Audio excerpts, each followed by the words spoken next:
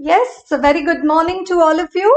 Right, so let's look into the amendments for the December 21 exam. So, like we have a few sections under the Companies Act 2013 regarding the reporting responsibilities of the auditor, regarding the punishment for the contravention.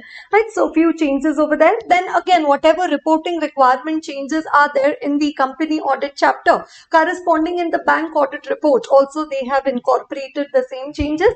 And then after that, we have a few changes over there relating to the reporting requirements, the clauses in the form 3CD.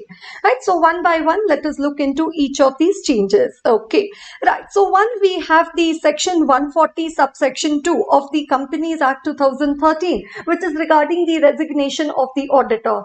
So it says that if the auditor of a company resigns within 30 days from the date of resignation, the auditor needs to file the form ADT3 with company and ROC, and in case of a government company, also with the CNAG. Right, so this is what we already know about section 140 subsection 2, the resignation of the company auditor. That if an auditor of a company resigns, then within 30 days from the date of resignation, within 30 days from the date of resignation, the auditor needs to file the form ADT3 with company and ROC, and in case of a government company and other than government company, you're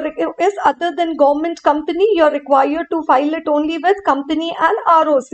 And in case of a government company, you have to file it with company, with ROC, and with also the Comptroller and Auditor General of India within 30 days from the date of resignation. And now say the auditor within 30 days from the date of resignation, he has not filed the form ADT3 with the authorities. He has not filed the form ADT3.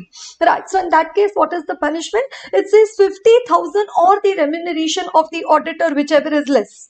Right. So 50,000 or the remuneration of the auditor. If the auditor does not comply with the provisions of subsection 2, then 140 subsection 3 says that 50,000 or the remuneration, penalty of 50,000 or the remuneration of the auditor, whichever is less. And in case of continuing default, you resign today, then within 30 days you've not filed the ADT3, and then say for you filed it after 30 days later on within 15 days. So 15 days. So every day of default. So say if auditor resigned on a particular date, say he resigned on 1st of October, right? So within 30 days, right? Say by 31st of October, he should have filed the form ADT3.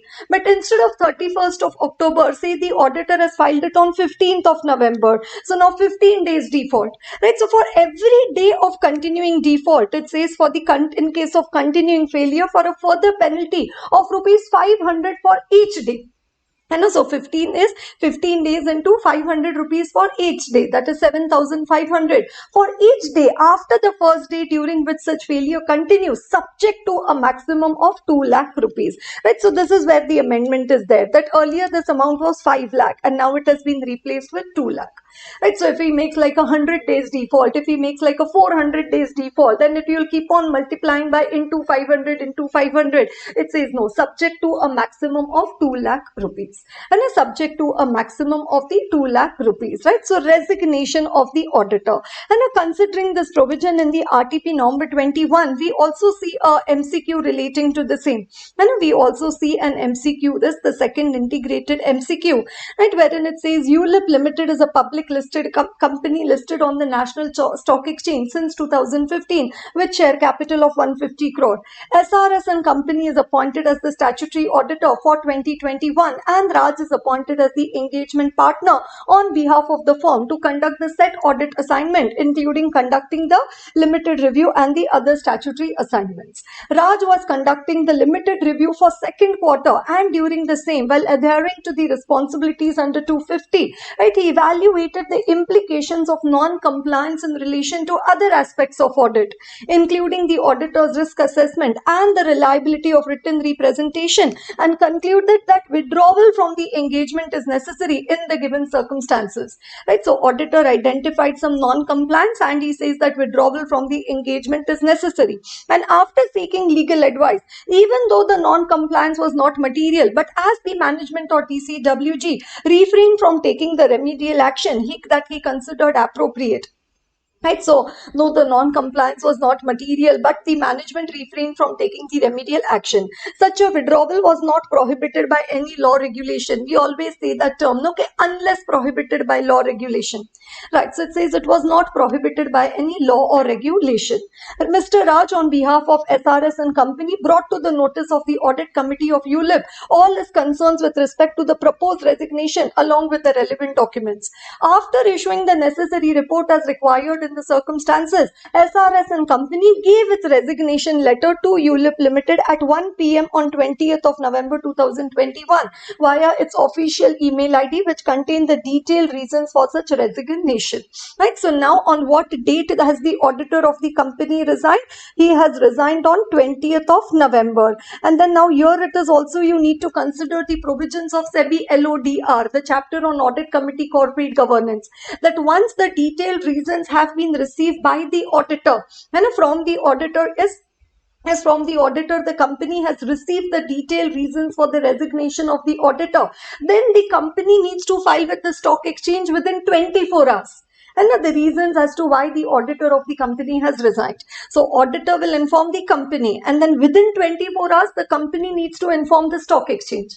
And the detailed reasons as to why the auditor of the company has resigned. And it says it's a public company listed on the National Stock Exchange, right? So listed company. Okay. Then such a letter was also forwarded to the stipulated authority, that is the stock exchange, by ULIP Limited at 4 p.m. on 21st of November. No, it has to be submitted within 24 hours. And so here 1 p.m. So by next day, 20th November, next day, 21st of November by 1 p.m. And the detailed reasons should have been given to the stock exchange. That's the stipulated authority. Then SRS and company filed a statement with respect to its resignation as a statutory auditor in the prescribed form. What is the prescribed form? We just talked about it, ADT 3. Right? And the registrar, and it's a non-government company. So with company and with ROC, with ULIP Limited and the registrar on 15th of January 2021, respectively, after receiving a notice from the MCA. Right? So when did the auditor of the company resign? 20th of November. So within 30 days from the date of resignation, that is by 20th of December, the auditor should have filed the form ADT 3. Now, when the auditor has actually filed the form ADT 3, he has filed it on 15th of January. And 15th of January. So 11 days of December and 14 days of January. So there is a 25 days delay and a continuing failure of 25 days in filing the form ADT 3 and a 25 days delay in filing the form ADT 3. Right, so because they filed it when? With the company and registrar on 15th of January. By which date they should have filed it? They should have filed it by 20th of December. So how many days delay is this? There is a 25 days delay. Yes, after receiving a notice. Then for the purpose of filling the casual vacancy in the office of the auditor. So now we also have to remember the provisions regarding the appointment of the auditor in case of casual vacancy. And other than government company. What do we say? All casual vacancies to be filled in by the board of directors within 30 days from the date of the resignation. And so within 30 days from the date of the resignation, all casual vacancies to be filled in by the board of directors and a casual vacancy in the office of the auditor.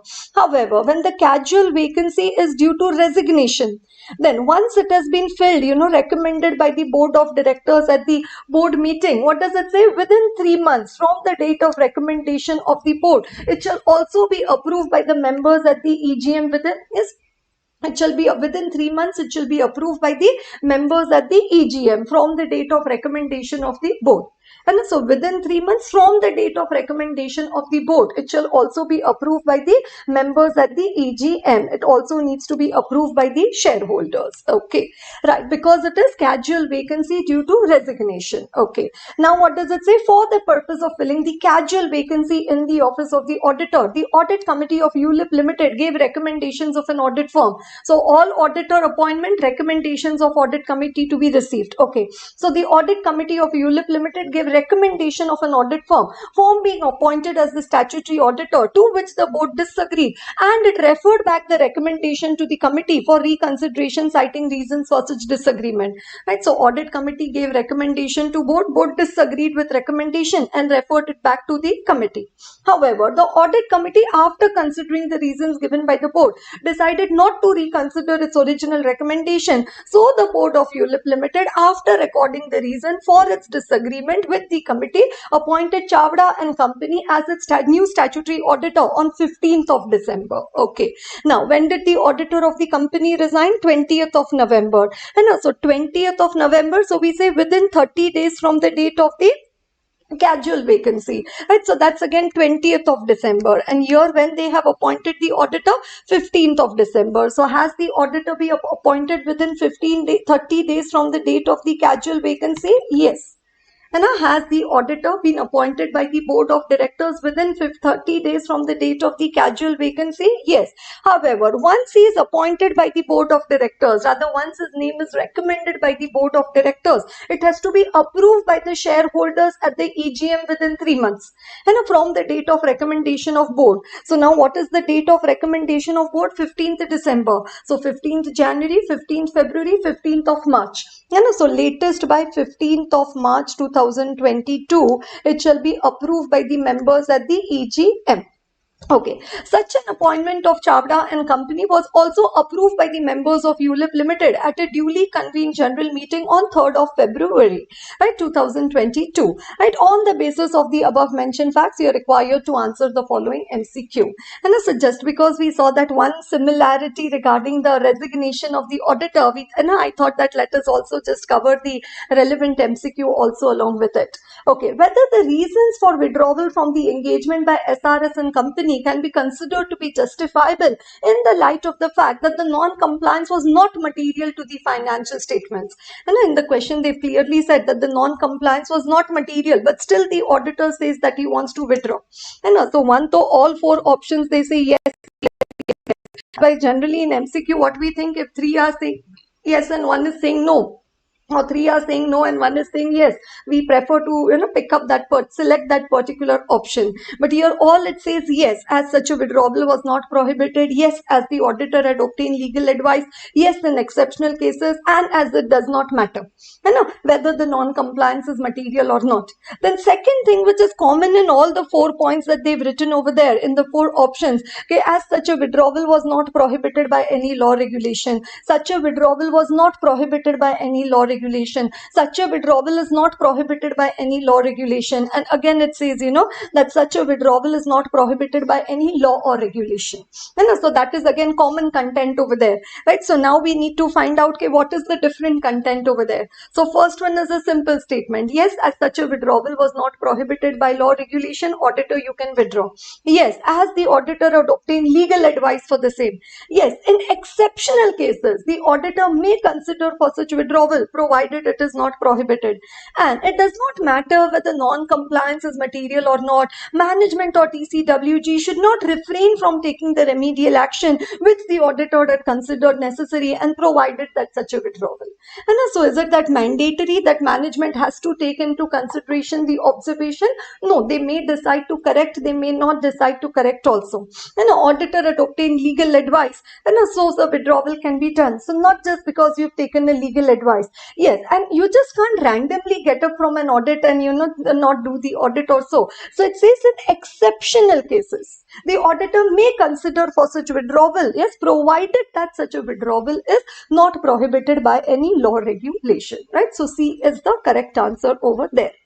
Next one, in continuation of question number 6 above, if it is assumed that the auditor was prohibited by any law regulation, because all the 4 options said that he was not prohibited by any law regulation. Now, assuming that he was prohibited by law regulation from such withdrawal from the engagement, then though he had to do the audit, then how he would have reported the non-compliance in the audit report, right? So then it says how the auditor would have reported the non-compliance in the audit report. Now, already what is given in the question, that the non non-compliance was not material. So there is no question of us modifying our opinion for the non-compliance. So no question of basis for qualified opinion paragraph or the basis for disclaimer of opinion paragraph, right? So other matter paragraph or emphasis of matter paragraph. Other matter paragraph, anything which is relevant to user's understanding, and emphasis of matter paragraph, anything which is fundamental to the user's understanding. And here we say it is not material, so it's not going to be fundamental to user's understanding. That is why it is only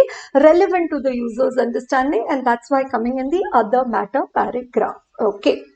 Next one, ULIP Limited was required to disclose to which authority? So we said the stock exchanges, the detailed reasons for the resignation of the auditor, and by what time limit as per LODR regulation.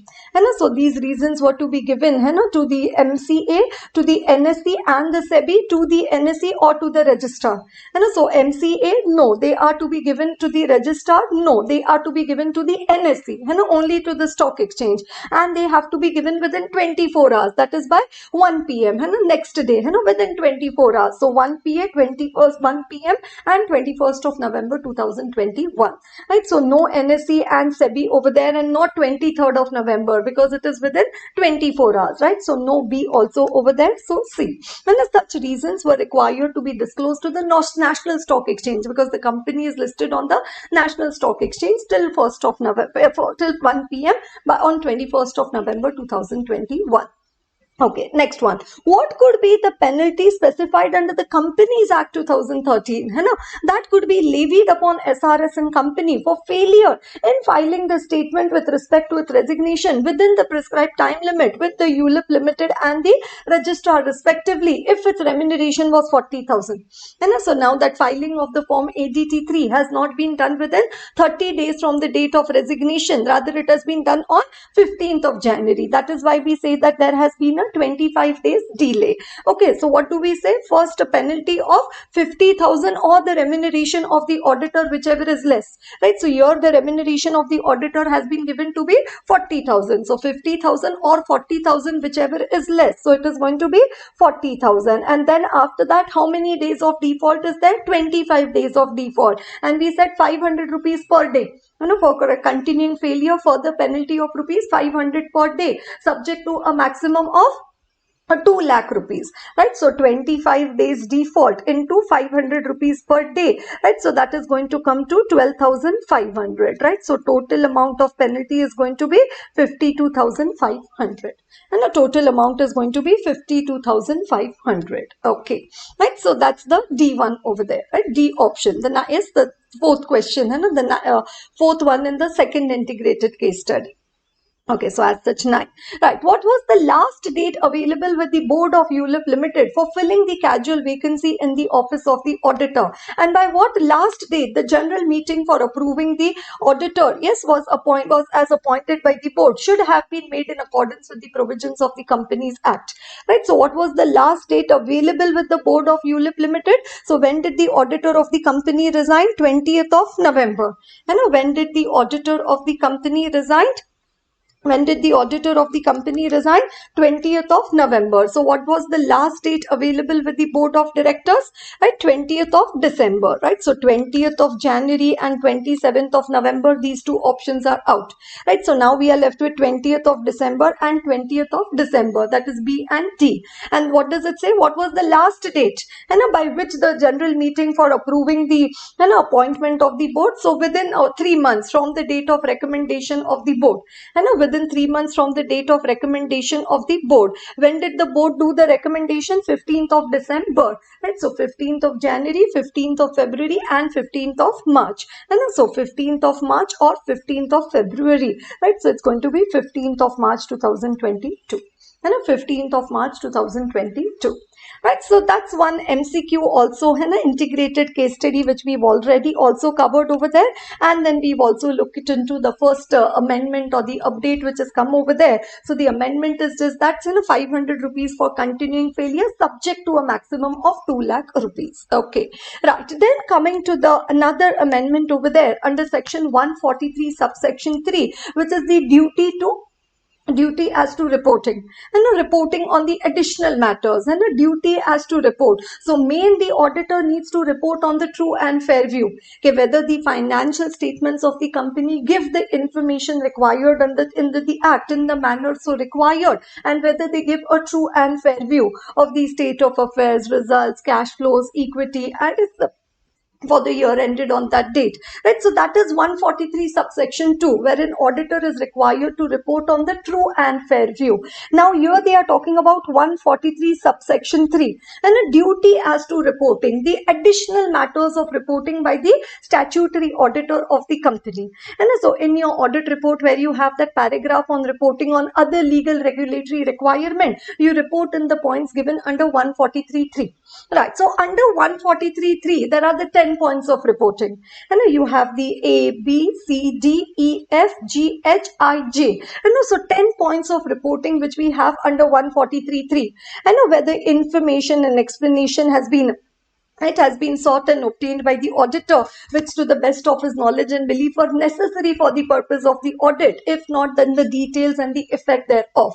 Then whether balance sheet and profit and loss is whether proper records, proper books of account as required by law, have they been kept by the company, right? So whether he has obtained information explanation, whether proper books of account as required by law have been kept by the company, and proper returns adequate for the purpose of the audit for branches not visited by us, right, by the auditor, right? Then whether the branch auditor's report, have they been forwarded to the company auditor, and how he's dealt with the branch auditor's report while preparing his own report. Then whether the balance sheet and profit and loss account, are they in agreement with the books of account. This is all additional reporting under 143.3. And whether financial statements comply with the AS accounting standards, any observations or comments which have an adverse effect on the functioning of the company, whether any directors of the company are disqualified under 164 subsection 2, any qualifications, adverse remarks regarding the maintenance of account, whether the company has the adequate internal financial control and the operating effectiveness of such control. And so 143.3i, I think you might be at least remembering this one.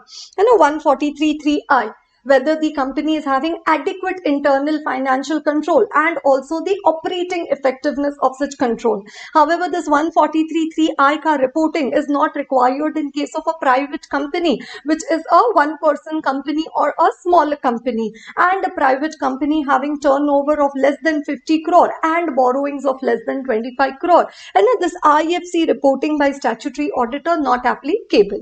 And so 143.3i, whether the company has adequate internal financial control and the operating effectiveness of such control. And then you have the J. What is the J point? Such other matters as may be prescribed. Such other matters as may be prescribed. And under this such other matters as may be prescribed, under 143.3J, 143.3J, wherein you have these such other matters as may be prescribed, right? They have prescribed already. We had over there ABC, and then D, it came for some time and then it went away also.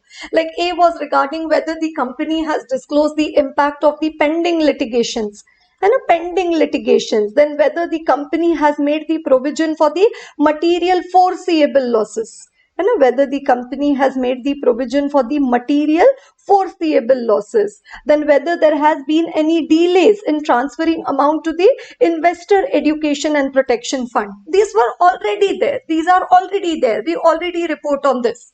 Then D, it came and it went. It came, at the time of the demonetization, whether the company has done the disclosure of the specified bank notes, and the 500 and 1000 rupee notes which they had with them, right? So whether the company has made the disclosure of the specified bank notes, but now that is not relevant, right? So this D over there has been omitted, and now the amendment over there is that they have added over there the E, F and G, and now the amendment, so A, B, C already there, D no longer there, yes, and now we have the new ones over there, that is E1, E2, E3, and then we also have the F and the G.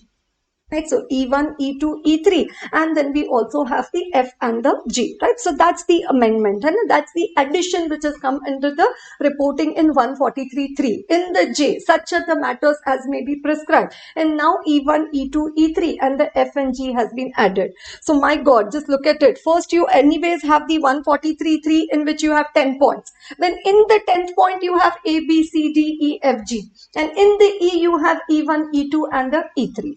Right. So what is this E1, E2 and the E3 which is given under, right, 143.3JE, and it is like 143.3J. In J it is E, and in E further we have the 1. Okay, right. So what does it say over here? Okay, whether the company, the company for which I am issuing the audit report is other than those disclosed in the notes to account. So if it has been disclosed in the notes to account, then it says that is not required to be given over here.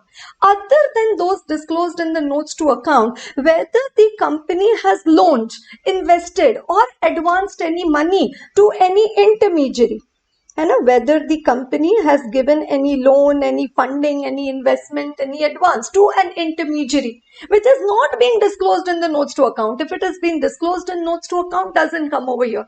And so apart from those disclosed in the notes to account, whether the company has advanced, loaned, invested in any intermediary with an understanding, whether recorded in writing or otherwise, that further from that particular loan, investment or advance given, they will be giving the loan, investment or the advance or the guarantee on behalf of the ultimate beneficiaries of the company.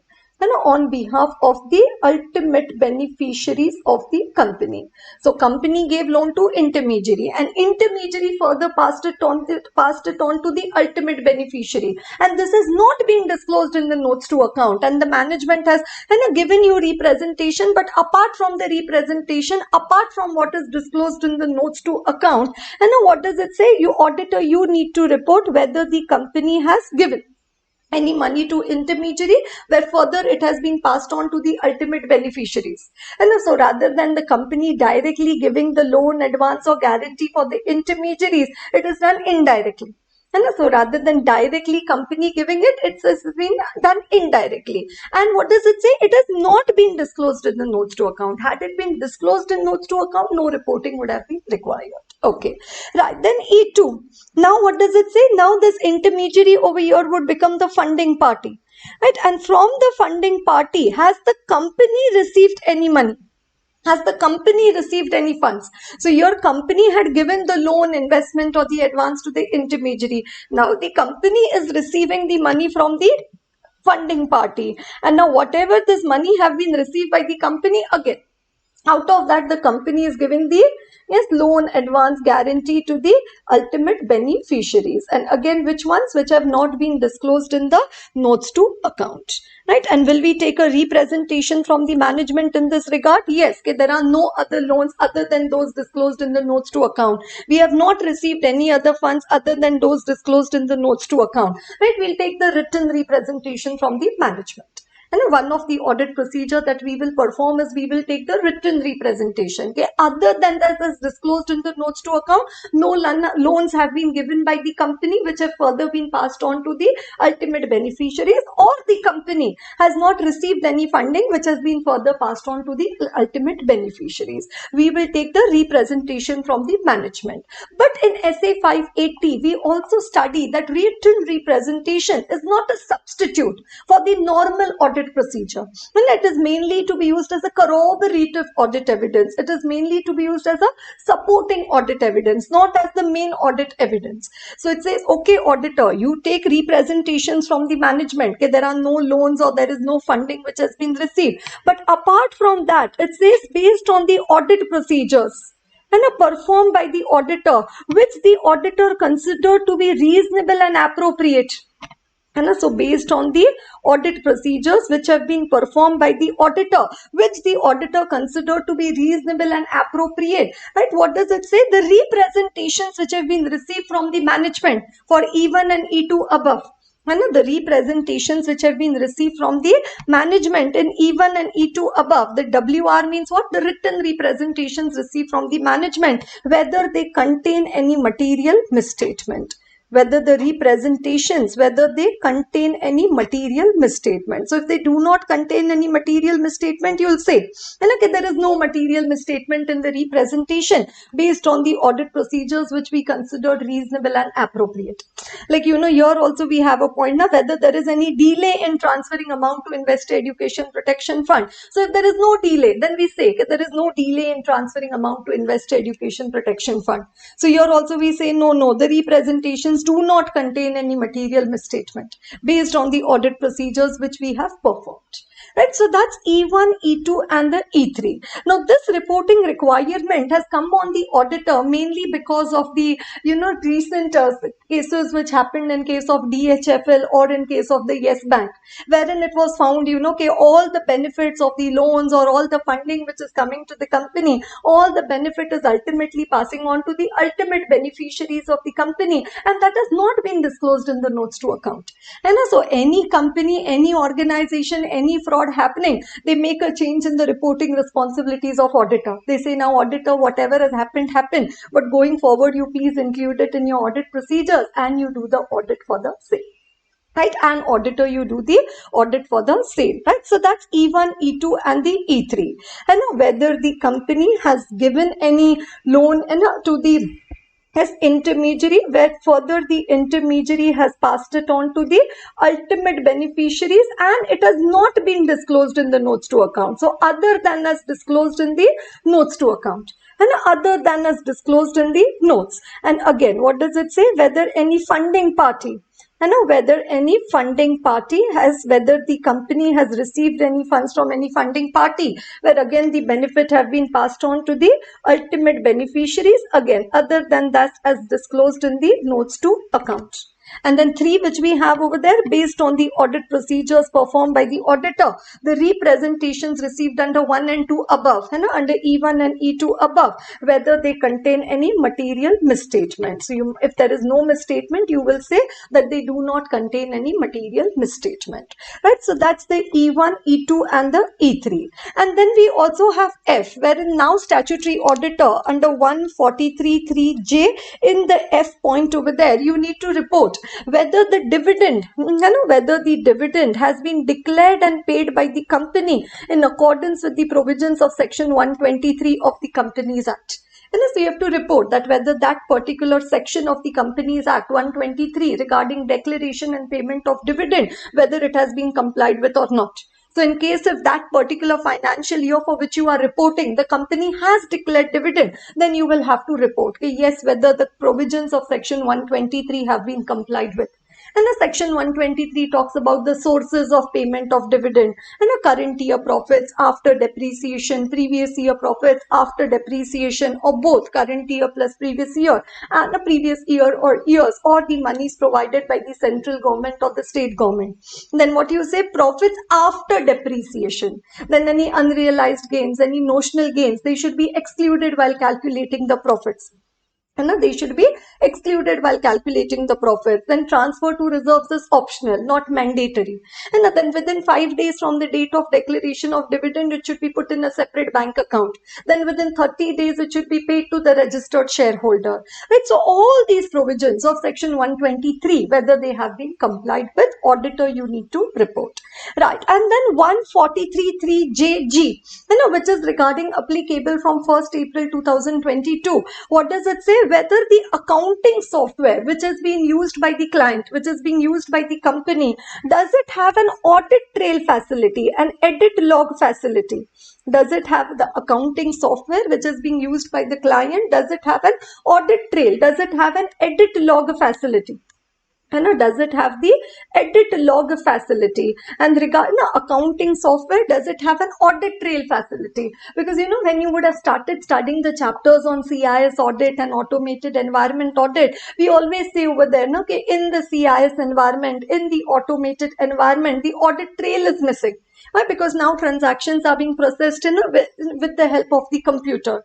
So it says now within the accounting software, is there an audit trail facility which is operated throughout the year for recording all the transactions?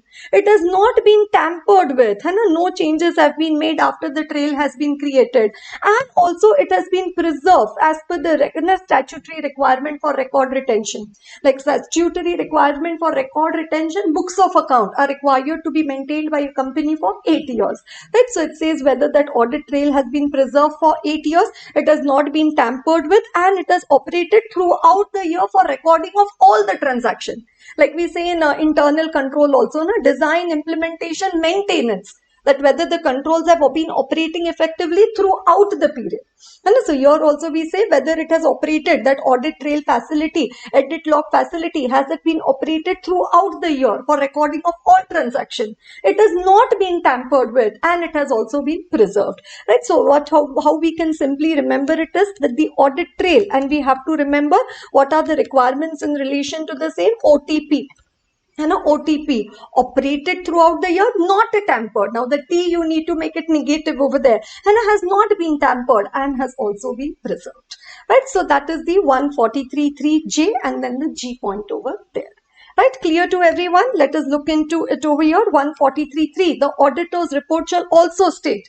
Right, so in your audit report, in the reporting on other legal regulatory requirement, and the J point over there, such other matters as may be prescribed. And in the such others matters, pending litigation, material foreseeable losses, delay in transferring amount to Investor Education Protection Fund was already there.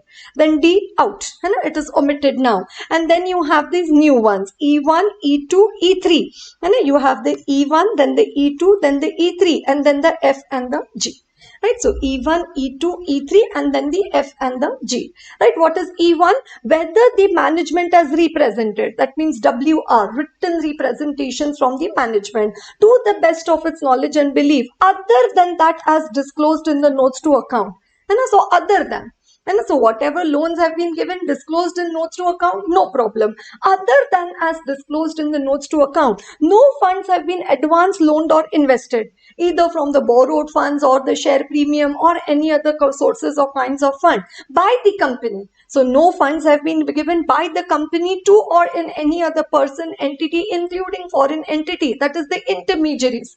So company has given loan to intermediaries with the understanding, whether recorded in writing or otherwise, that the intermediary shall directly or indirectly lend or invest in other person or entities identified in any manner whatsoever by or on behalf of the company, ultimate beneficiaries, or provide any guarantee, security or the like on behalf of the ultimate beneficiaries. And so the crux of that I have already discussed it with you over here. And we've already discussed the crux. And then reverse, whether the management has represented, that to the best of its knowledge and belief, other than as disclosed in the notes to account, no funds have been received by the company. So here they were not given by the company, and here they have not been received by the company from any person, entity, including foreign entities, now called as the funding parties, with the understanding whether recorded in writing or otherwise. And so no paperwork done for the same, and maybe some no paperwork also, that the company shall, whether directly or indirectly, again lend, invest in other persons or entities identified in any manner whatsoever by or on behalf of the funding party, ultimate beneficiaries, or provide any guarantee, security or the like on behalf of the ultimate beneficiaries. Right, that company will further lend or invest. And they have received, company has received from funding party, and they are lending, investing on behalf of the ultimate beneficiaries. It says there are no such. There is no such funding received other than that's disclosed in the notes to account, and management has given a representation for the same. Okay, and then based on the audit procedures, and so you're not going to just happily rely on the written representations provided by the management. You also do your audit procedures. So based on the audit procedures that the auditor has considered reasonable and appropriate in the circumstances, nothing has come to the attention that causes them to believe that the representations under subclause 1 and 2, and these representations under clause, subclause 1 and 2, right, contain any material misstatement, है ना, contain any material misstatement. Then F, whether the dividend declared or paid during the year by the company, is it in compliance with section 123? So purely a responsibility put on the auditor to check compliance with a particular section of the Companies Act and to report on the same. And a dividend declared or paid, is it in compliance with section 123? And whether the company in respect of financial year on or after 1st April 2022 has used such an accounting software for maintaining books of account. So use such an accounting software for maintaining books of account, which has a feature of recording the audit trail, edit log facility, and the same has been operated throughout the year for all the transactions recorded in the software. Oh, the audit trail feature has not been tampered with. So T negative, not T, not tampered with, and the audit trail has been preserved by the company as per the statutory requirement for the record retention. And as per the statutory requirement for the record retention, right? Good for everyone. E1, E2, E3 and F and G. Are you listening to me or wondering what you are doing and what to do of audit? Still wondering only, or have you got audit under control now? Right? You've studied all the other chapters also, PSU, NBFC, bank, insurance, or are you like still very busy with standards and ethics and CARO and amendments and only? And no, you have to do a 360 degrees study of the subject. Okay.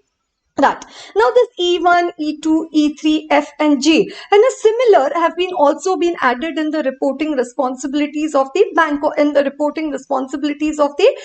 auditor, right? So you also see the similar ones over here in the bank audit report. So again, pending litigation, material foreseeable losses, delay in transferring amount to investor education protection fund, there earlier also. And then this 4.1, which is nothing but the E1, which we discussed right now under 143.3J. Then this the 4.2 is nothing but the E2 for us, and then based on audit procedures considered reasonable and appropriate is the E3 which we discussed, right? And then again you have the F and the G, whether dividend paid or declared, and the audit trail edit log facility.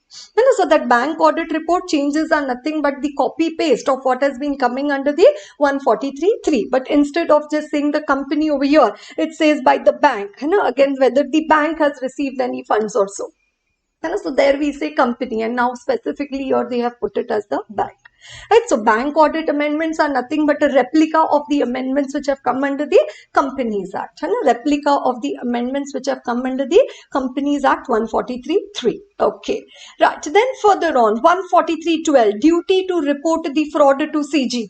And duty to report the fraud to the central government. We say no, if an auditor in the course of performance of his duties as an auditor has reasons to believe that an offence involving fraud, which involves or is expected to involve an amount of 1 crore or above, and 1 crore or above is being or has been committed against the company by its officers or employees, the auditor shall report the matter to the central government in the manner as may be prescribed. And also fraud of 1 crore or above, auditor, you need to report it to the central government. And we say immediately, but not later than 2 days. The auditor shall report the fraud to the audit committee or the board of directors as the case may be. Seek their reply or observation within 45 days. If they reply within 15 days from the date of reply, and if they don't reply, then within 15 days after the expiry of 45 days, the auditor shall report the fraud to the central government in form ADT 4. And in the form ADT 4, the letter shall be addressed to the Secretary, Ministry of Corporate Affairs, registered post acknowledgement due, followed by email confirmation of the same. And then we also study over there as the provisions, it has to be on the letterhead of the audit firm, the contact details of the auditor should be given, and these provisions mutatis mutandis, that is as it is, are also applicable to the secretarial auditor appointed under 204 and the cost auditor appointed under section 148, and also applicable to branch auditor appointed under section 143 subsection 8. And so reporting of fraud to CG applicable to company auditor, branch auditor, secretarial auditor, and also the cost auditor. Now, the auditor does not report the fraud to CG. 1 crore or above ka fraud has taken place in the company, and the 2 days, 45 days, 15 days, auditor, he did not report the fraud to the central government. So now what is the punishment for the same? What is the liability, right? The penalty for the same. So earlier it had given a range of 1 lakh to 25 lakh and no bifurcation between listed and unlisted company. Now they have changed the punishment over there.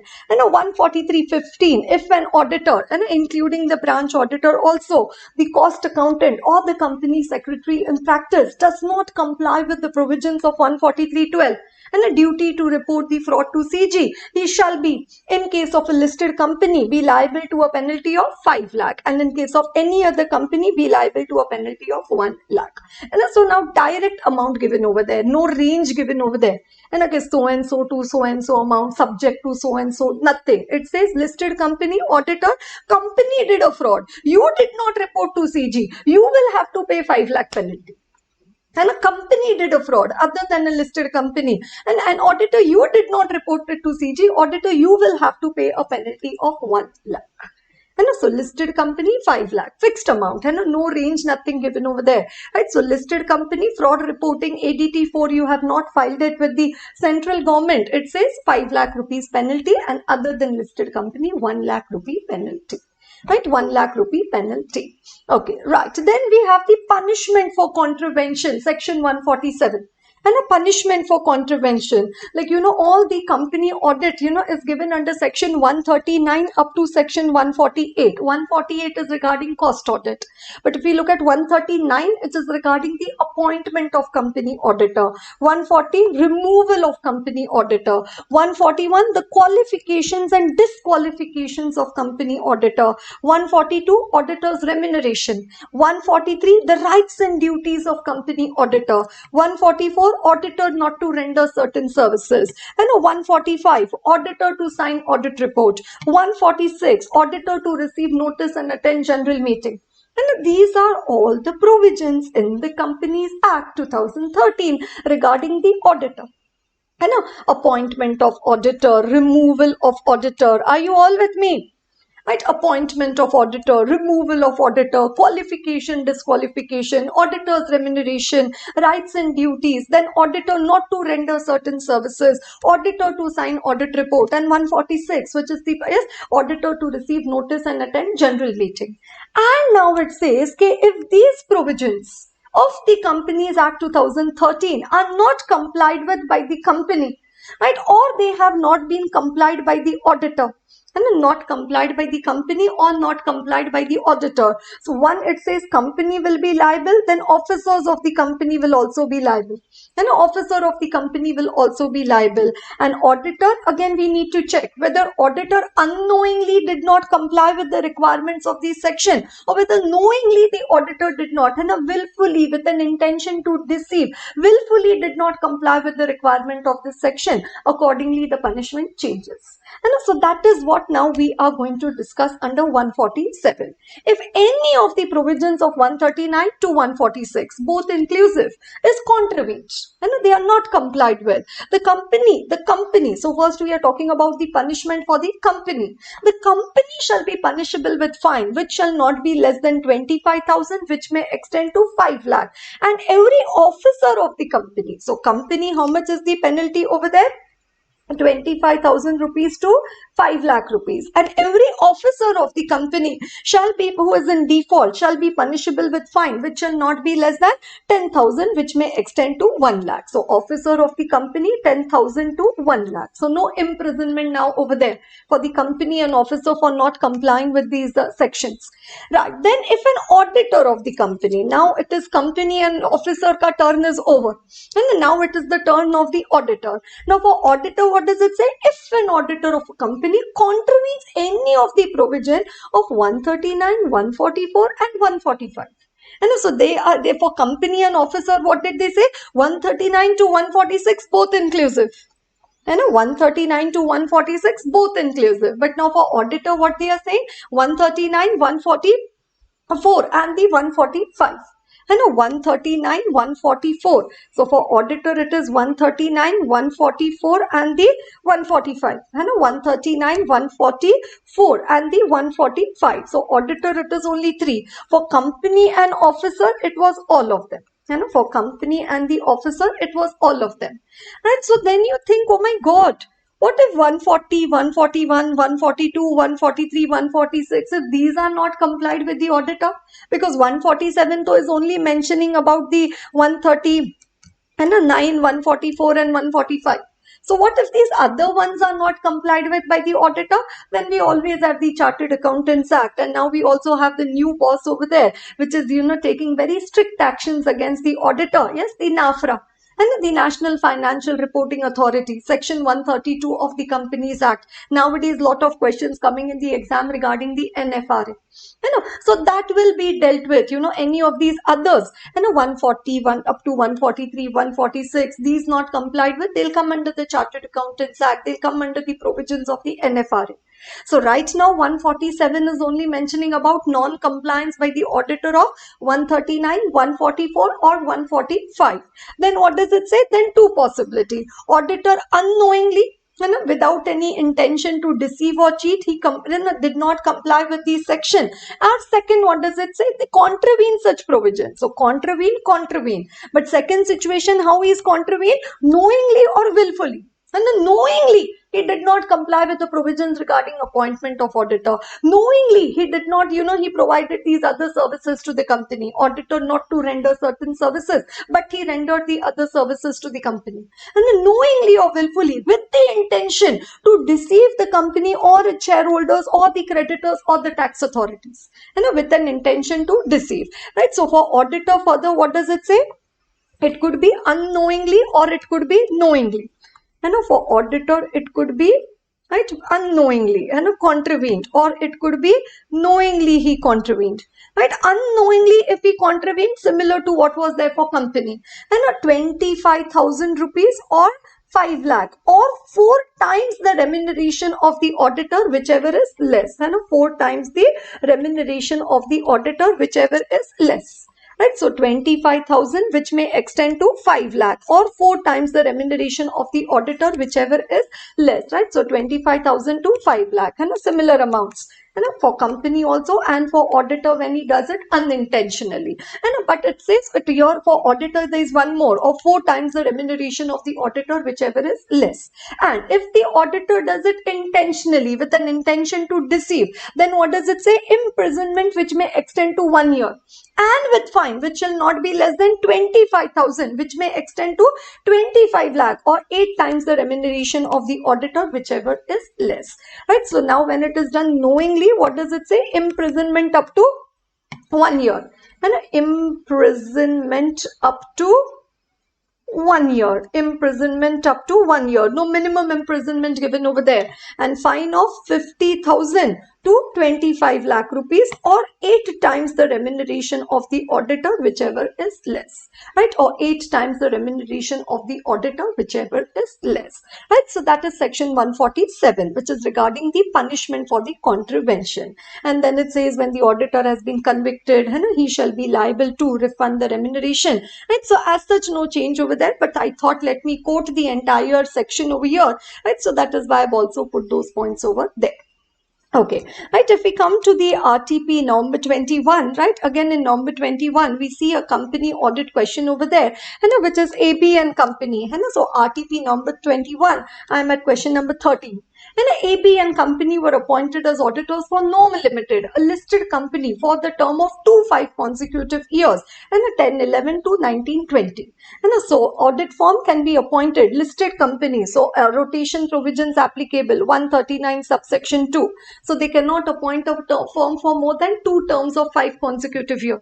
They cannot appoint a firm for more than 2 terms of 5 consecutive years. And here they appointed AB and company for 2 terms of 5 consecutive years. So that means now their term is over. Okay, now as per the provisions of 139(2), no listed company or a company belonging to such class or classes of companies as may be prescribed shall appoint or reappoint an audit firm as auditor for more than 2 terms of 5 consecutive years. That's what we said.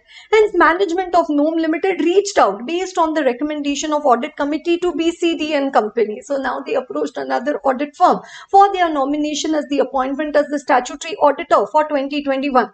However, BCD and company did not provide any written consent to such appointment. Neither they provided any certificate that the appointment, if any, shall be in accordance with the conditions laid in the Act and rules therein. No.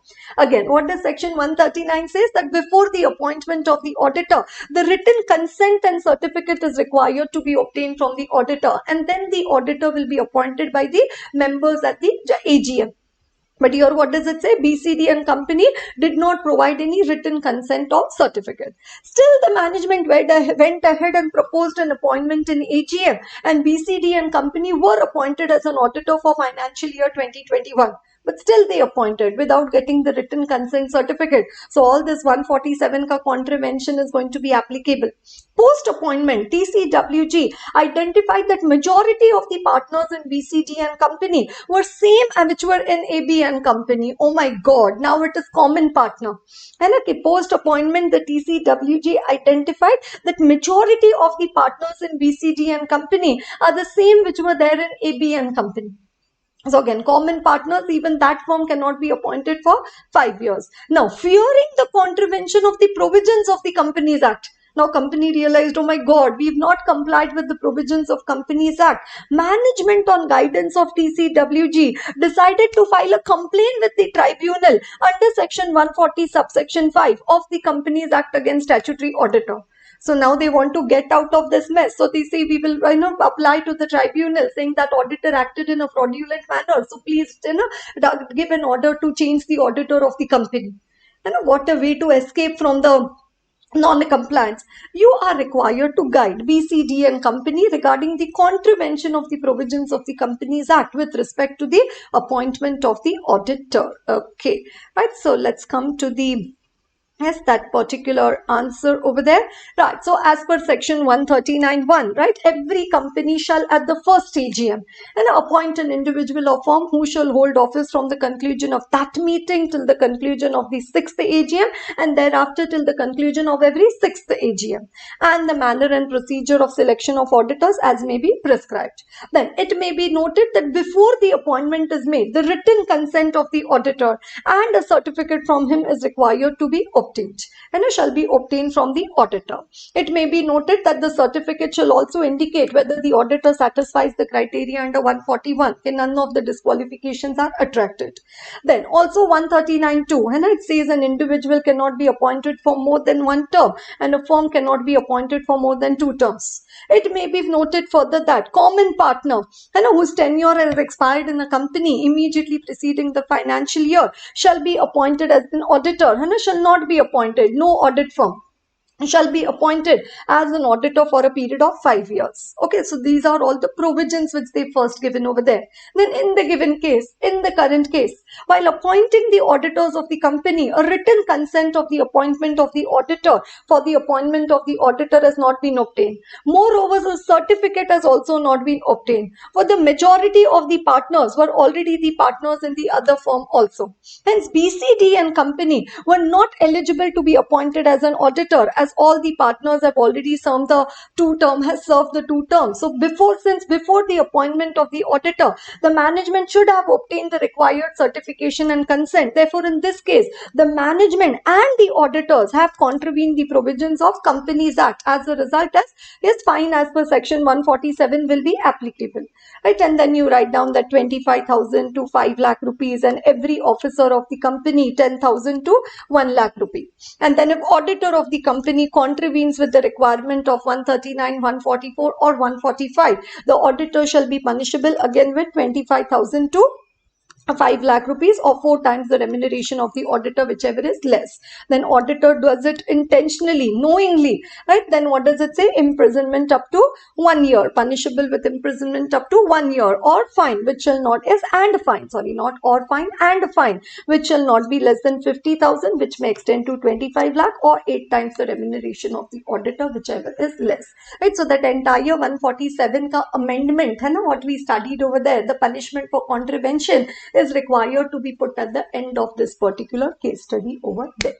Right, is required to be put at the end of this case study over here. Okay, right, so all good everyone? right? This punishment for contravention. So one, we studied 140 subsection 2, and the resignation of auditor, then duty to report, right? Additional reporting 143.3. Then duty to report the fraud to CG, then the punishment for contravention, and then the declaration of the dividend, and a section 123. Right, so now again, I've just for convenience purpose, I've put the entire 123, the 124, and also the 127 over here, so that incorporating the amendments, we get a holistic what do you say, understanding of these sections at one place, right? So 123, now 123 not complied, what is the new reporting requirement? It comes under 143.3J, and in that it comes in the F, no? And whether dividend declared or paid, whether it is in compliance with the provisions of section 123. And we studied the E1, E2, E3, and then F and G. And so that F point over there is now regarding the section 123. Okay, right. So what are the sources from which a company can declare dividend? Current year profits after depreciation, previous year profits after depreciation, both 1 and 2, or monies, provided by the central government or the state government. But while computing these profits of, current year and previous year, it says unrealized gains, notional gains, or any revaluation of the asset shall be excluded. And so when you're considering current year profits after depreciation, previous year profits after depreciation, it says unrealized gains, notional gains, revaluation of assets, all of them are to be excluded. Okay. And then, right before declaration of dividend, a company may transfer to reserve such amount as it considers appropriate. So transfer to reserves is optional. May consider appropriate, it may transfer to the reserves. Then if dividend is being declared out of the accumulated profits, you need to comply with the rules which have been prescribed in this regard.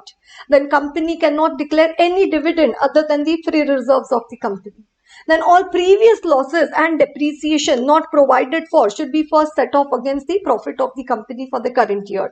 If you have any backlog of losses or depreciation, can a company declare dividend? No, a company cannot declare dividend. Then dividend shall be in accordance with the provisions of Schedule 2.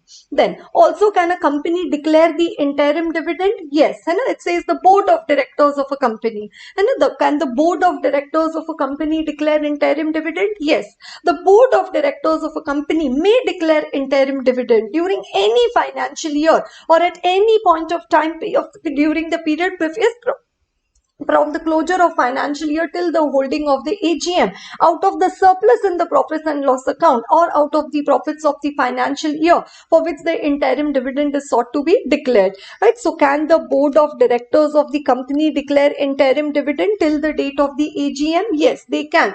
And declare the interim dividend. So what is the amount of interim dividend they can declare? It says they can decide. But there is a condition over there.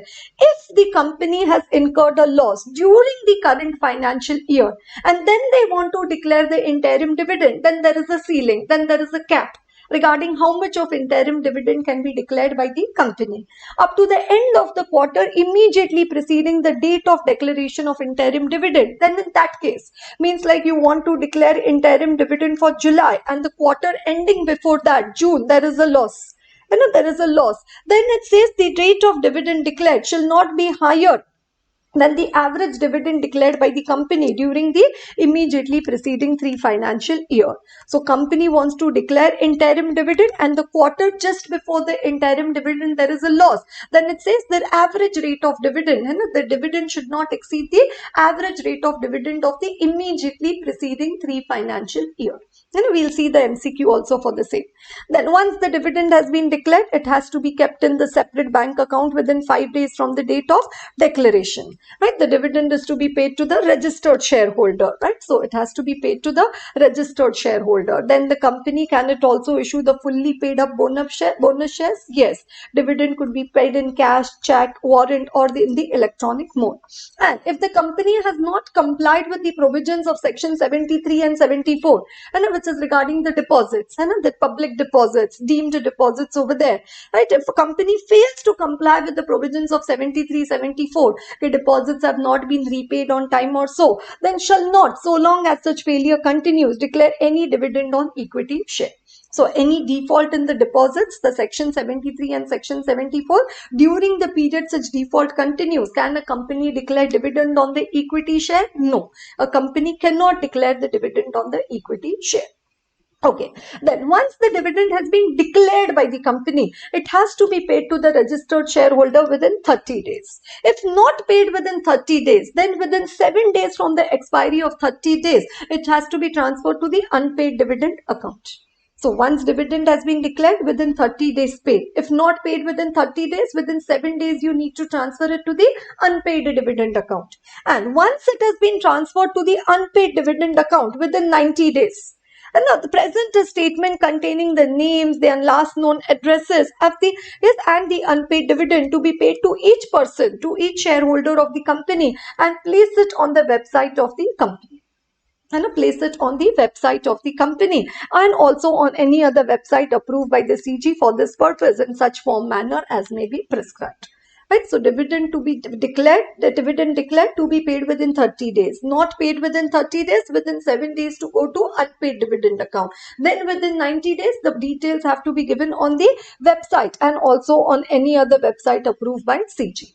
Right, if any default in transferring amount to the unpaid dividend account, 30 days may not paid and then within 7 days it had to go to unpaid dividend account and there is a default, right? It shall pay from the date of such default interest on so much of the amount as has not been transferred to the account at the rate of 12% per annum, and the interest accruing on such amount shall ensure to the benefit of the members in proportion to the amount remaining unpaid.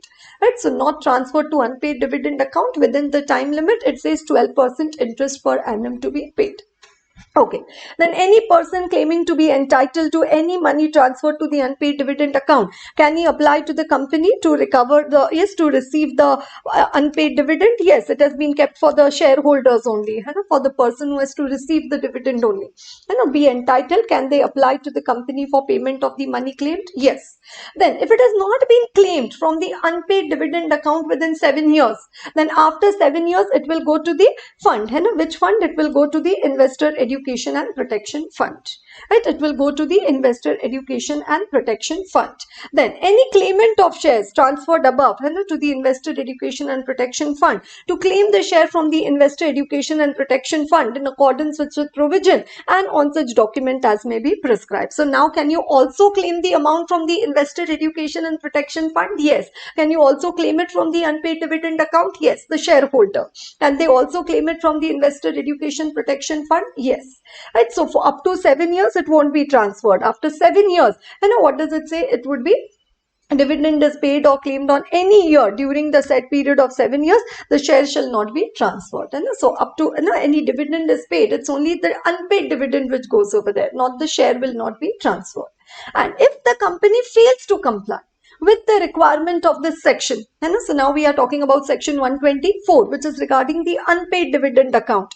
Then what does it say? Such a company shall be liable to penalty of 1 lakh, and in case of continuing failure, a further penalty of 500 for each day after the first day, subject to a maximum of 10 lakh, and every officer of the company 25,000, and in case of continuing failure, further penalty of 100 for each day after the first day during which such failure continues, subject to a maximum of 2 lakh rupees. And so company does not put it. And what does it say? Pay it to the registered shareholder within 30 days, or it does not transfer it to the unpaid dividend account, or they do not transfer it to the Investor Education and Protection Fund. Then what does it say? Company liable to a penalty of 1 lakh and 500 per day, subject to a maximum of 10 lakh. 1 lakh, then 500 per day, and subject to a maximum of 10 lakh. And every officer of the company, so this is for company, and every officer of the company, it says 25,000 and again 100 for each day, and subject to a maximum of 2 lakh rupees. Right, subject to a maximum of 2 lakh rupees. And then punishment for failure to distribute dividend, section 127. Once the dividend has been declared and the company has not distributed it, the company has not paid it to the registered shareholder, have not been posted within 30 days from the date of declaration of the dividend, right? And what does it say? Every director of the company, if he is knowingly a party to the default, and so now directors, now they're not saying officers also, they're specifically using the word over there, director. Every director of the company, if he is knowingly a party to the default, shall be punishable with imprisonment which may extend to 2 years. And so here it says imprisonment up to 2 years, and with fine which shall not be less than 1,000 for each day. and rupees 1,000 for every day during which such default continues, and the company shall be liable to pay simple interest at the rate of 18% per annum during the period where such default continues. Right, so every director 1,000 rupees per day if he is knowingly a party to the default, and again company is liable to pay simple interest at the rate of 18%. Right, so 18%, and there if you don't transfer to the unpaid dividend account and all, there it is 12% per annum. And there it is 12% per annum. And then we have the exceptions, and no offense under this section shall be deemed to have been committed. Dividend could not be paid due to operation of law. Instructions could not, directions given by shareholder could not be complied with. There is a dispute, or it has been lawfully adjusted, or for any other reason. And so I've just put the entire content of the section over there. Right, so now let's look into the first MCQ, which is there in the RTP. Yes, number 21, which is all related to this discussion of the dividend, which is all relating to the discussion of the dividend. So we've already discussed the second integrated case scenario. Now let's come to the first one. Okay. Right.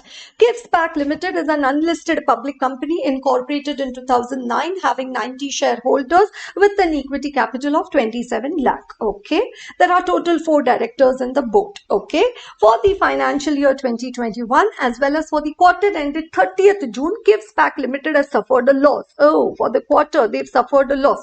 Despite of such loss, the board of KIFSPAC Limited declared a total interim dividend. So when there is a loss at the quarter, then there is a ceiling on the rate of dividend which you declare. Okay, right, of 20 lakh. So how much dividend have they declared? 20 lakh for quarter ended March 21 on 25th of April. So what is the date of declaration of dividend? What is the date of the declaration of the dividend over here? Right, 25th of April 2021. Okay. Right. The details of the dividend declared by KIFSPAC during preceding financial years are tabulated. Right. So 19, 20, 18, 19, 17, 18. To confuse you, they've given you 6 years data. But you know that when there is a loss and company wants to declare interim dividend, it should not exceed the average rate of dividend of the preceding 3 financial year. So preceding 3 financial year, 12, 16 and 10. So 12 plus 16 plus 10 divided by 3, and so that's 38 divided by 3, right? So coming to some 12.67%, and 12.67%. The said dividend was paid to the shareholder on 10th of June. Okay, when was the dividend declared? 25th of April. So by what date it should have been paid? It should have been paid by 25th of May. We say within 30 days from the date of declaration, it should have been paid within 30 days. Now, when it has been paid is when it has actually been paid, 10th of June. And so when it has been actually paid by the company, 10th of June 2021. Right? So 10th of June, yani 6 days of 26, 27, 28, 29, 30, 31. Right? So 6 days of May and 10 days of June. So there has been a 16 days default. And there has been a 16 days default. It has to be paid within 30 days. And from the date of declaration, when it has been paid by 10th of June. So there has been a 16 days default. And there has been a 16 days default. Okay. Through account pay check by withdrawing an amount of 5% from total free reserves available with KIFSPAC, the balance of free reserves after such withdrawal fell to 20% as appearing in latest audited financial statements. Okay. And that has been declared from the paid from the free reserve. One of the shareholder, Mr. Mahesh, had submitted a transfer deed to the company on 28th of April for registration relating to transfer of all of shares held by him in KIFSPAC Limited in the name of Govardhan, along with an authorization letter for paying the amount of dividend on his shares to Govardhan. And so Mahesh has sold his shares to Govardhan on cum dividend basis. He's given an authorization letter that pay the dividend on my shares to Govardhan. So who is the person who's got to receive the dividend over there? Govardhan. Why? Because Mahesh has sold it to Govardhan on the cum dividend basis, and he's also given an authorization letter for the same. Okay. However, till 10th of June 2021, and it should not be 20, due to certain reason, KIPS Pack Limited could not register the aforesaid transfer of shares in the name of Govardhan. Okay. Right. The dividend remaining unpaid of 2 lakh was transferred to the unpaid dividend account by the company on 15th of June. And so what do we say? One, it has to be paid within 30 days. And if not paid within 30 days, within 7 days, it should be transferred to the unpaid dividend account, right? So it should have been paid by 25th of May. Here when it has been paid, 10th of June. So when it has been paid, 10th of June, and it has been transferred to the to the unpaid dividend account on 15th of June. By when it should have been transferred to the unpaid dividend account? Right, so 25th of May, so 26, 27, 28, 29, 30, 31 and 1. So by 1st of June, and it should have been transferred to the unpaid dividend account, by 1st of June. But when it has been transferred to unpaid dividend account, 15th of June. Then KIPS Pack prepared a statement on 30th of September 2021. Right, so now they prepared a statement on 30th of September containing the names of shareholder to whom the payment of dividend had remained pending, their last known addresses and the amount of dividend to be paid to them. The said statement was placed on the same date on the company's website and also on the website approved by the central government for this purpose. Now, what did we say? Within 90 days from the date of transfer to the unpaid dividend account. Within 90 days from the date of transfer to the unpaid dividend account. Now, when is this company transferred to the unpaid dividend account? They have transferred to the unpaid dividend account on 15th of June. And 15th of June. So now from 15th of June, within 90 days, it should be put on the website. Okay, so now 15 days of June. Right, then 31 days of July. Right, then 31 days of August, and total what do we say?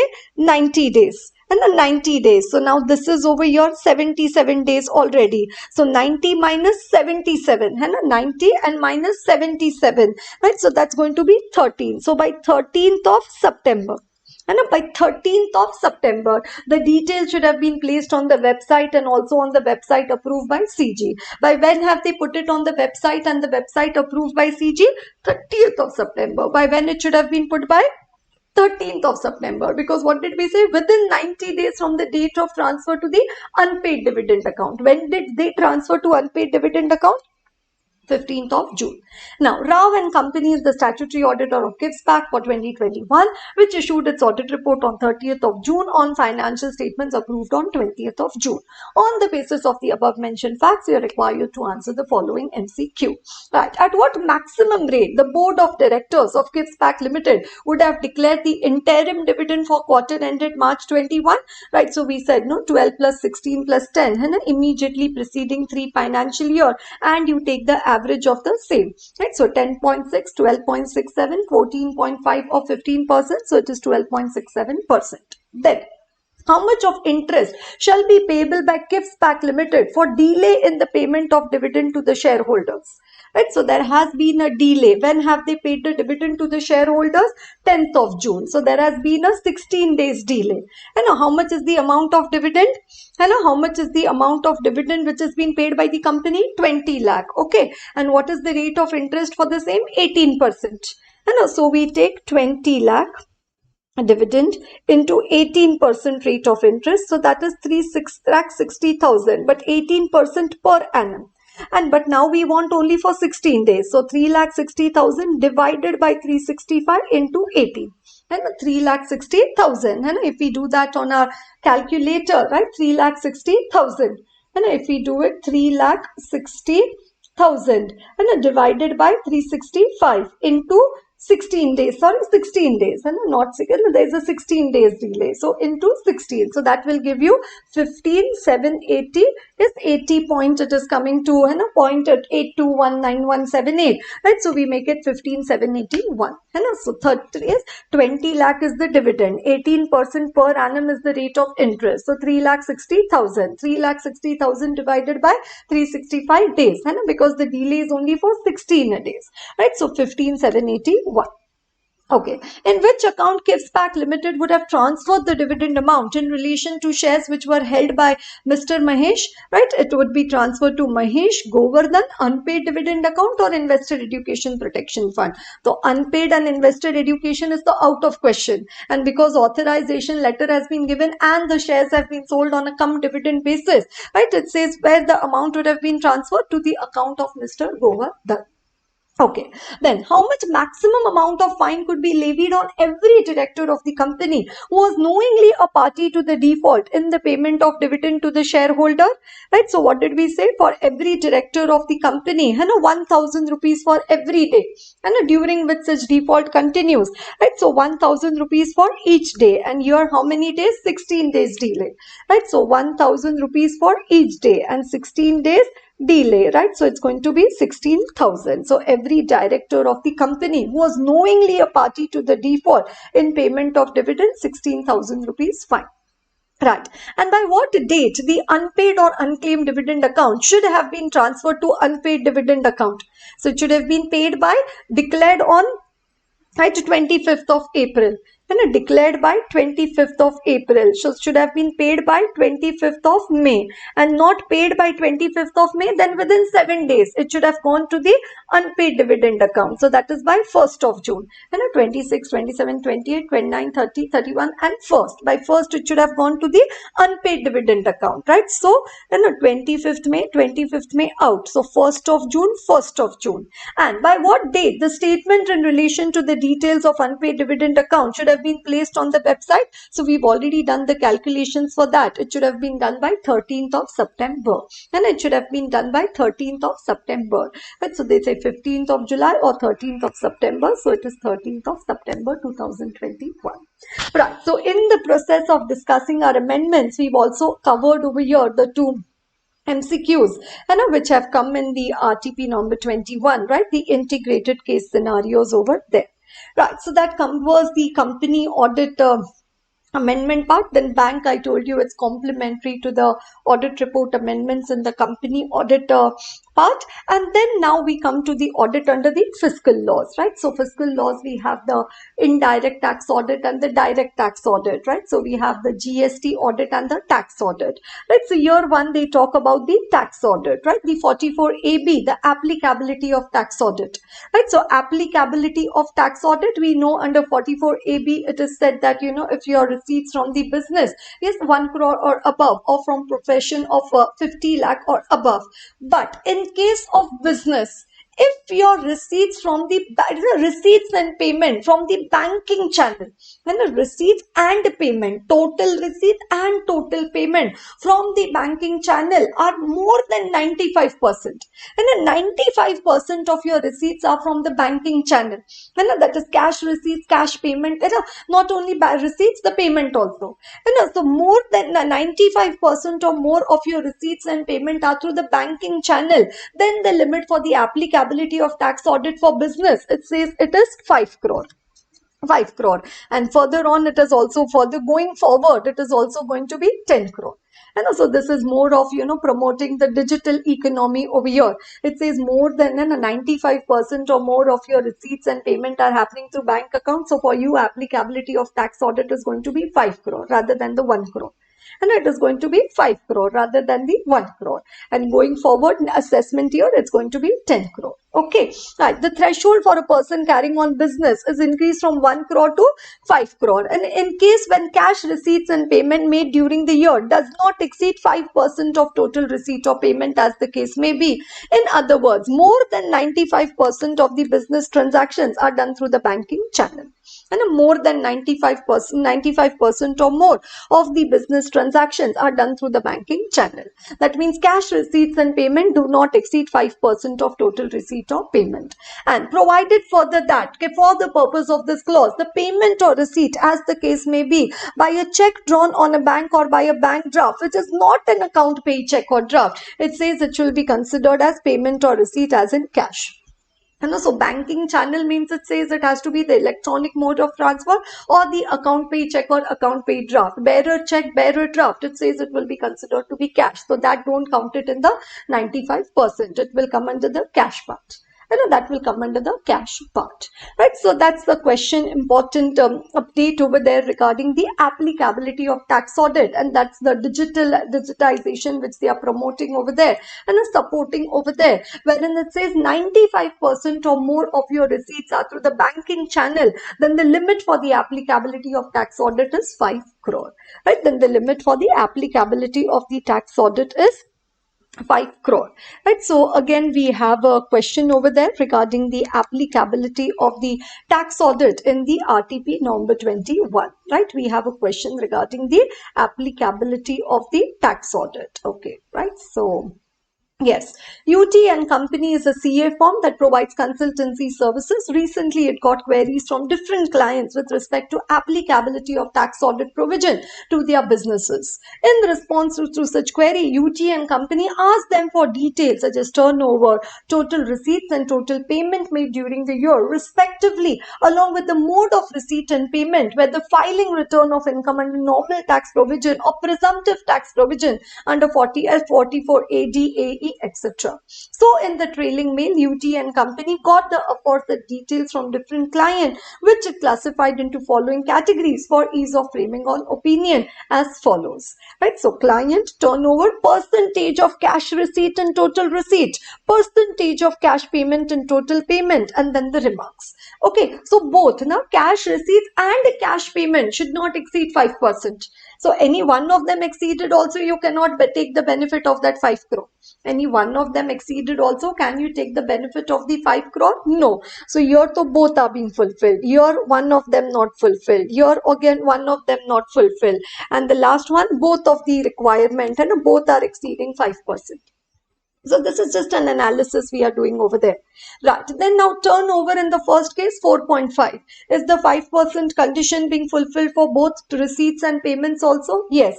Has been filing return as per the regular provisions of the Income Tax Act. So not opting for any presumptive taxations or so over there. Right. So then the limit for the applicability of tax audit is 5 crore, and here is the 5% condition also being fulfilled? Yes. So is tax audit applicable to them? No. And so it says they have given you the details of the client, and on behalf of UT and Company, please provide your opinion along with reason as a consultant in case of a aforesaid client whether tax audit is applicable to them or not. Right. So first one you say no, tax audit is not applicable. Right, second one, has declared business income as per the presumptive taxation under section 44 AD.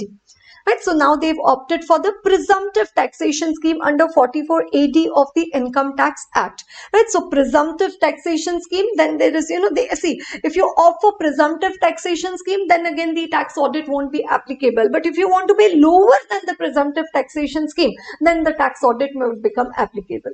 Right, so here they are paying at the presumptive taxation scheme. So anyways, in that case, tax audit will not be applicable. And because they are paying under the presumptive taxation scheme under 44 AD. Then has declared business income as per presumptive basis under 44 AD during last two previous year, but during current previous year has declared income lower than 44 AD and the total income is less than the basic exemption limit also. Right, so this year are the last 2 years they paid on presumptive basis, but this year they are declaring lower than the presumptive taxation, and they are paying at this year they are declaring income at lower than the presumptive rates of taxation. So then what do we say? If you want to pay lower than the presumptive rates of taxation, then tax audit would be applicable. But if I look at their turnover, it is 0.85 crore. And so anyways, it is below the basic limit also for the applicability of tax audit of 1 crore in regular case also. Right, so though they are paying lower than the presumptive rates of taxation, as their turnover is less than 1 crore, it again says in this case also tax audit NA not applicable. And again in this case, so had it been, like a 6 crore or any more than 1 crore turnover or more than, higher turnover, then we would have said that tax audit applicable because they are paying lower than the presumptive rates of taxation. But here it is lower than the basic exemption limit itself, hence tax audit not applicable.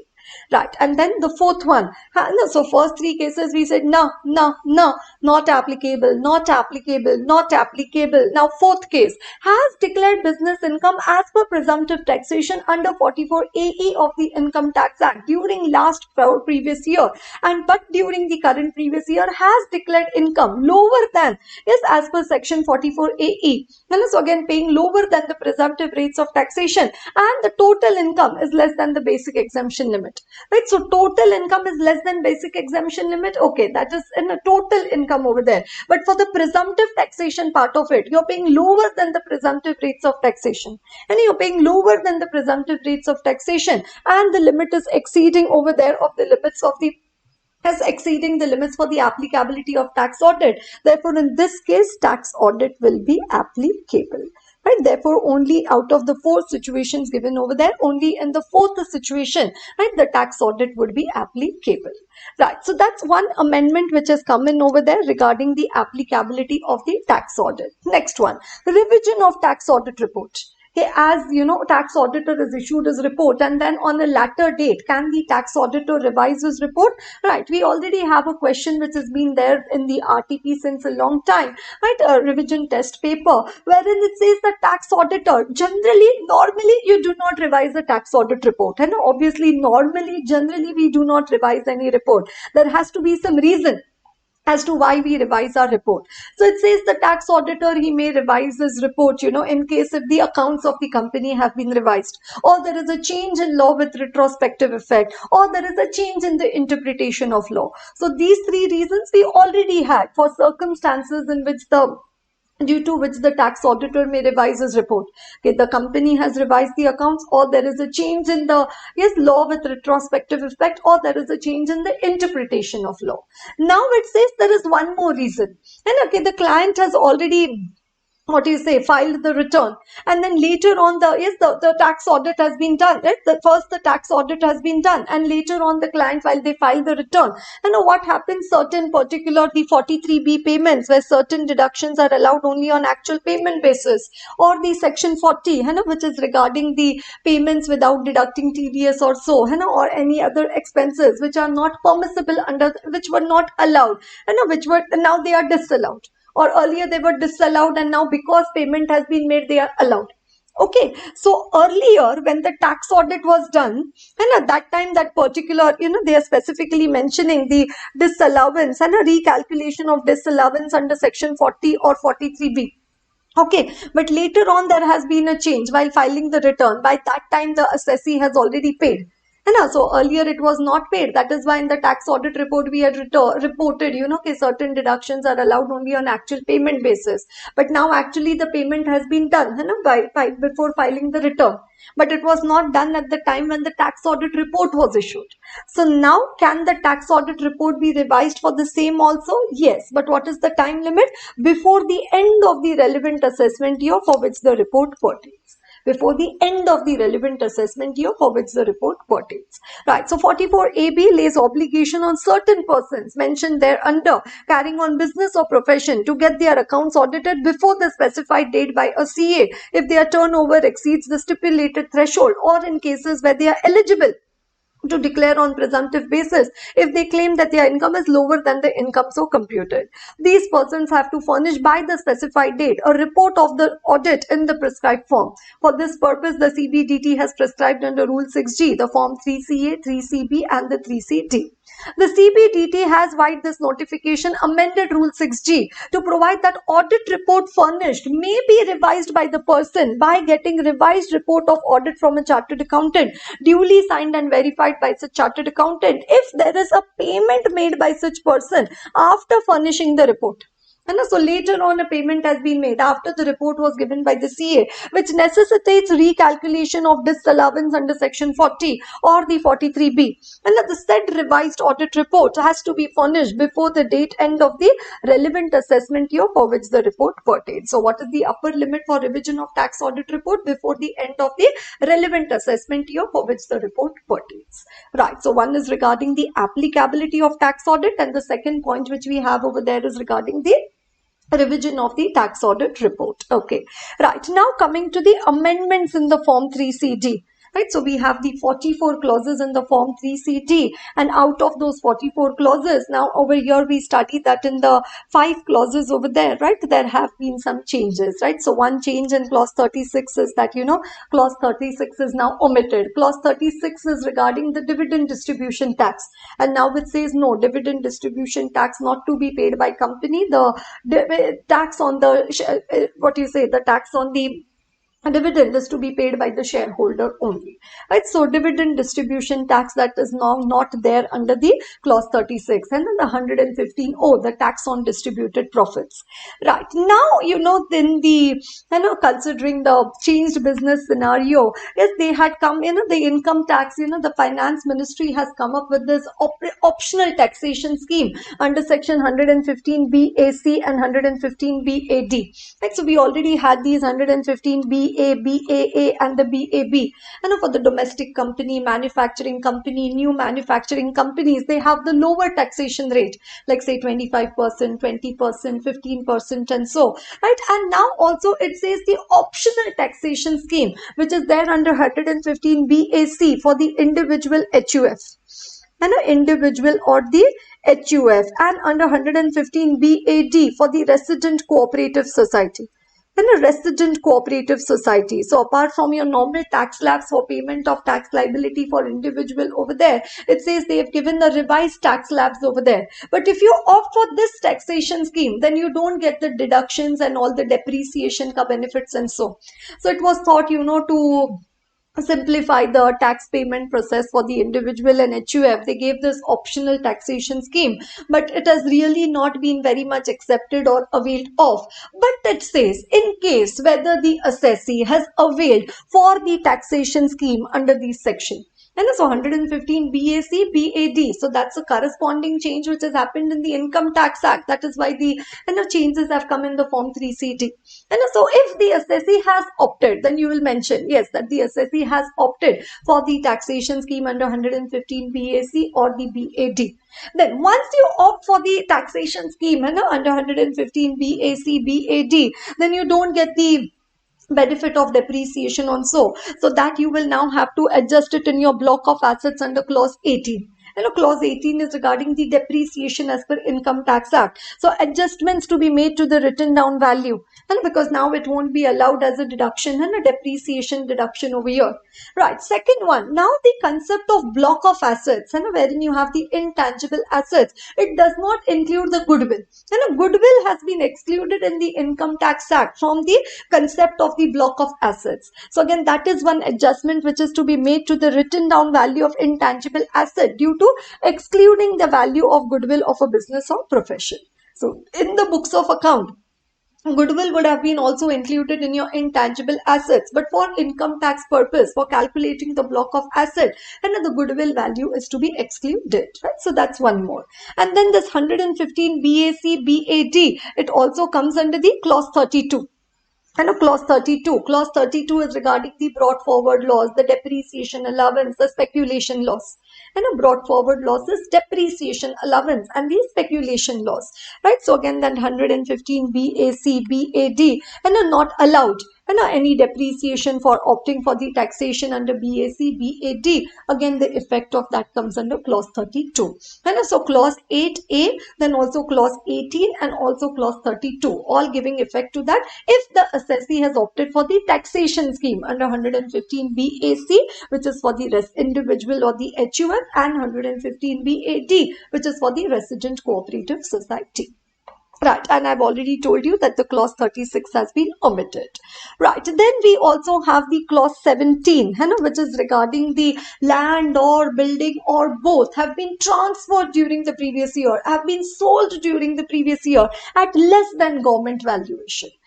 So, yes, generally when we see any property deal taking place, and the property price or the property deal, it takes place at higher than stamp duty value, higher than the the value which has been adopted, assessed or assessable by the government, right? So like if the stamp duty value of a property, say like the stamp duty value of a property is say 80, say it is 80 lakh. And normally what happens, the deal takes place at 1 crore. And generally say like, the deal takes place at 1 crore. So up to 80 lakh, up to the stamp duty value, the circle rate of that property, you get a loan from the bank, right? And then that much amount you also pay to the a person from whom you're purchasing the property for.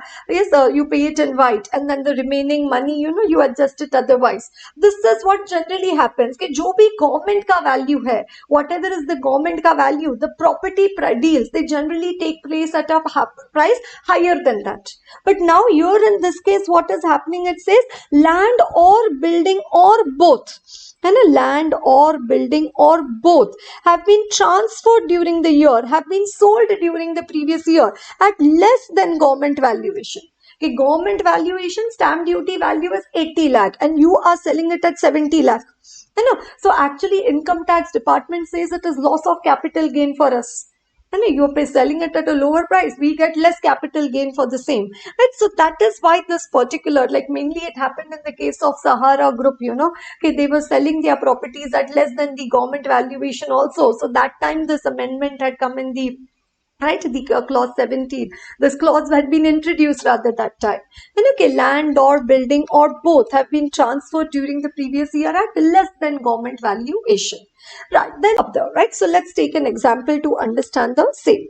Okay, so say the property, the value, the consideration for the property has been sold at say 70 lakh, or another example, the property has been sold at 75 lakh. Now we have two sections which talk about the same in Income Tax Act, 43CA and the 50C. And a 43CA, when you are getting the sale of land, you're doing as a part of your business, so mainly for the real estate developer. And it is mainly for when the property, land and building is your stock in trade, right? So real estate developer. And 50C is regarding the capital gains, and capital gains over there. Okay, right, other than the real estate developer. Okay, right, so now what is 110% of the consideration over here? Here it is 77 lakh and here it is going to be 82.5 lakh. Right, and say in my example, how much have I taken the stamp duty value to be? Right, how much I have taken the stamp duty value to be? 80 lakh. And example, how much is the stamp duty value? 80 lakh. Okay, now 110% of the consideration, how much it is coming to in the first example over there? 77 lakh. And so now it is the stamp duty value is, stamp duty value consideration, 10% more of that stamp duty value is higher. So it says now for income tax purposes, the value of your property will be considered to be, the sale value of your property will be considered to be 80 lakh. Okay, now second situation, 75 lakh. How much is 110%? 82.5. So the difference, the difference between the consideration and the 110% is not exceeding the stamp duty value. So in that case, the sale can be recorded as 75 lakh.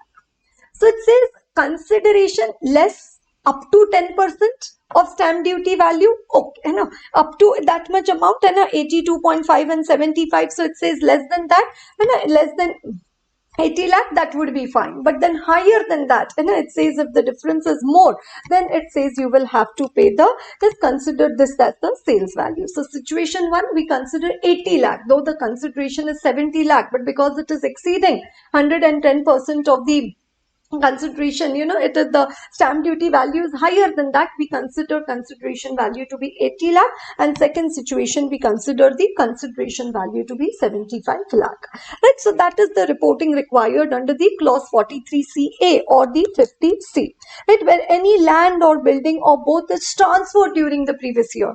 So when originally these clauses at these sections had come, it had come up to 105% of consideration.